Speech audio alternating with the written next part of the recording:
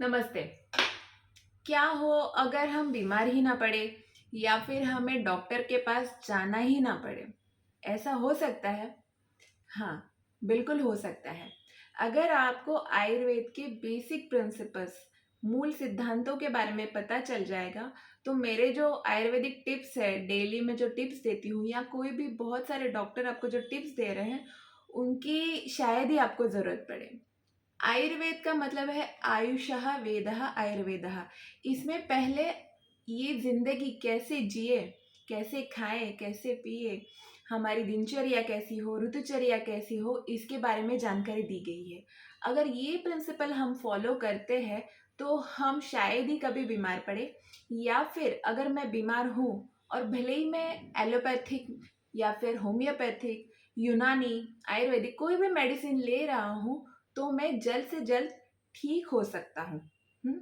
तो इस सीरीज में हम शुरू करेंगे कि आयुर्वेद के ऐसे कौन से मूलभूत सिद्धांत हैं जो डेली लाइफ में अगर आप फॉलो करते हैं तो आप हेल्दी रहेंगे, या बीमार है तो जल्द से जल्द ठीक हो जाएंगे। आइए शुरू करते हैं। इसमें पहला सिद्धांत जो हम पढ़ने जा रहे हैं या सीखने जा रहे हैं वो है समान से समान की वृद्धि। मतलब अगर कोई चीज़ सिमिलर क्वालिटी की है, हम उसमें ऐड करते हैं तो वो बढ़ जाती है, ये सबको ही पता है। अगर पानी में पानी मिलाएंगे तो पानी की क्वांटिटी बढ़ जाएगी, चावल में चावल मिलाएंगे तो चावल बढ़ जाएंगे, गेहूं में गेहूं मिलाए तो गेहूं बढ़ जाएगा। ये हमारे शरीर में कैसे काम करता है, हम इसको बीमारी ठीक करने में कैसे इस्तेमाल कर सकते हैं।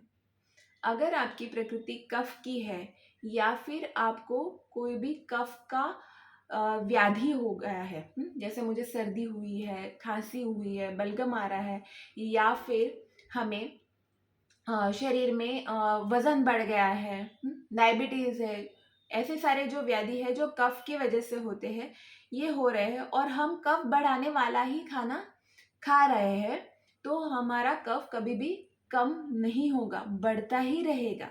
हम्म? कफ का कलर, रंग भी देखो कैसे सफेद है ना, या बलगम जैसा है। तो जो चीजें सफेद है, साधारण तौर पे दूध है, चावल है, नमक है, शक्कर है, मैदा, ये सारी चीजें कफ बढ़ाती है। तो इसी के लिए अगर हम दवाइयाँ भी ले रहे हैं, हाँ, हम डायबिटीज के लिए भले एलोपैथिक मेडिसिन ले रहे हैं या आयुर्वेदिक मेडिसिन ले रहे हैं और खान पान हमारा वैसा ही है कि जिससे हमारा कफ बढ़ रहा है, तो हम कभी ठीक होंगे नहीं होंगे। जैसे नल शुरू किया है और मैं सिर्फ पोछा लगा रही हूँ, तो जब तक पोछा लग रहा है तब तक रूम सूखी रहेगी। बट अगर नल शुरू है तो हमें बीमारी होती रहेगी, बढ़ती रहेगी। स्पेशली सारी मदर्स को मेरी रिक्वेस्ट है, जब उनके बच्चों को सर्दी, खांसी या बुखार, ऐसी सारी चीज़ें हो रही है और उसमें वो ज़बरदस्ती उनको दूध पिलाई जा रही है, ड्राई फ्रूट्स दे रही है, तो उनका कफ बढ़ जाएगा। बच्चों की प्रकृति कफ वाली ही होती है, उनको कफ बढ़ाने वाला खाना ही पसंद आता है, जैसे स्वीट्स, चॉकलेट्स, ब्रेड, बिस्किट, चावल, खीर, दूध, ऐसी सारी चीज़ें जो कि कफ बढ़ाते हैं। कफ बढ़ने के बाद उनके शरीर में जैसे मीठे की तरफ चींटियाँ जाती है, तो कोई भी इन्फेक्शन उनको बार बार होते रहेगा। हम्म?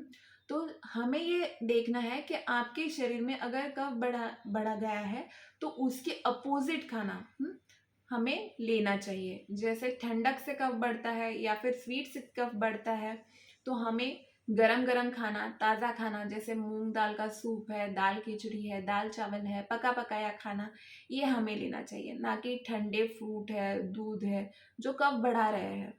ऐसी चीज़ें हमें अवॉइड करनी चाहिए। जो चीज़ें जो व्याधि जिसमें स्किन डिसीजेज आता है, फंगल इन्फेक्शन आता है, या फिर वजन बढ़ना आता है, इसमें भी सारा कफ बढ़ाने वाला खाना हमें कम या बंद कर देना पड़ेगा। तो ये प्रिंसिपल अगर हम हमारे डेली लाइफ में आंखें खुली रख के थोड़ा सा फॉलो कीजिए, नहीं तो सॉल्ट अच्छा है, हाँ, या मैं रोज सूंठ का पानी पीती हूँ, या फिर मैं रोज तुलसी का पानी पी रही हूँ, मैं रोज दालचीनी का पानी पी रही हूँ, बट अगर मेरी प्रकृति पित्त वाली है तो ये गरम मसाले मुझे गर्मी करेंगे, मेरा पित्त बढ़ा देंगे। तो सारी चीज़ें अच्छी है, दुनिया में कोई भी चीज़ बुरी नहीं है, सारी चीज़ें अच्छी है। बट हमें हमें जानना चाहिए कि हमारी प्रकृति कौन सी है, हमारे शरीर में कौन सा दोष बढ़ा हुआ है, और उस हिसाब से मुझे दूसरे गुण का, अपोजिट, विरुद्ध गुण का पदार्थ सेवन करना चाहिए, ना कि वही वो बढ़ना शुरू हो जाएगा। लाइक अट्रैक्ट्स लाइक, ये प्रिंसिपल भी हम काफ़ी सुनते हैं। जैसा मैं सोच रही हूँ वैसे ही होता है, पॉजिटिव लोग पॉजिटिव लोगों को खींचते हैं। तो ये प्रिंसिपल यहाँ पे भी फॉलो होता है, तो आपके शरीर में भी तो फॉलो होगा ही। ये दुनिया में कहीं पे भी लागू होता है कि जैसा हम संगत करते हैं, हाँ, अगर आपकी पैसे की तरफ पैसा जाता है, या फिर अच्छी विचारों की तरफ अच्छे विचार आते हैं, अच्छे लोगों की तरफ अच्छे लोग आते हैं। ऐसे सारा जो है ना, ये बेसिक प्रिंसिपल है, आप कहीं पे भी ये फॉलो करोगे तो होगा। अगर आप अच्छा सोचोगे, अच्छा सोचते रहोगे तो अच्छा होगा ही। इसमें टाइम लगेगा क्योंकि काफ़ी टाइम से आप बुरा बुरा मतलब निगेटिव सोच रहे हो। तो जैसे आप पॉजिटिव सोचने लगोगे तो वैसे ही आपके साथ पॉजिटिव की वजह से पॉजिटिव चीज़ें होने लगेगी। It will take time.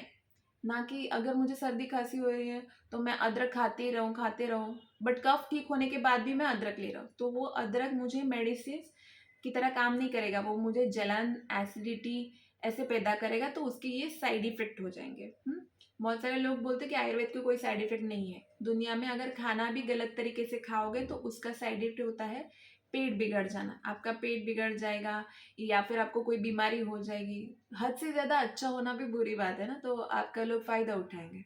हाँ, तो ये एक बेसिक प्रिंसिपल है। अगर अगर थोड़ा सा दिमाग चला के आप देखोगे सामने कि दुनिया में सारी चीज़ें हैं, उसके ही हम सारा पंच महाभूतों से बने हैं, पूरी दुनिया भी पंच महाभूतों से ही बनी हुई है। बाहर जो है वो हमारे शरीर में है। तो जब भी हम कोई भी खाना लेते हैं, कंज्यूम करते हैं, तो उसके गुण और हमारी प्रकृति या फिर हमें जो भी प्रॉब्लम है, जो भी डिसीज़ है, उसके गुण हमें देखने चाहिए। और उसके हिसाब से थोड़ा सा दिमाग यूज़ करके हमें वो चीज़ लेनी चाहिए। अगर ऐसा करेंगे तो हमारी बीमारी जल्दी ठीक हो जाएगी, या फिर हम कभी बीमार नहीं पड़ेंगे।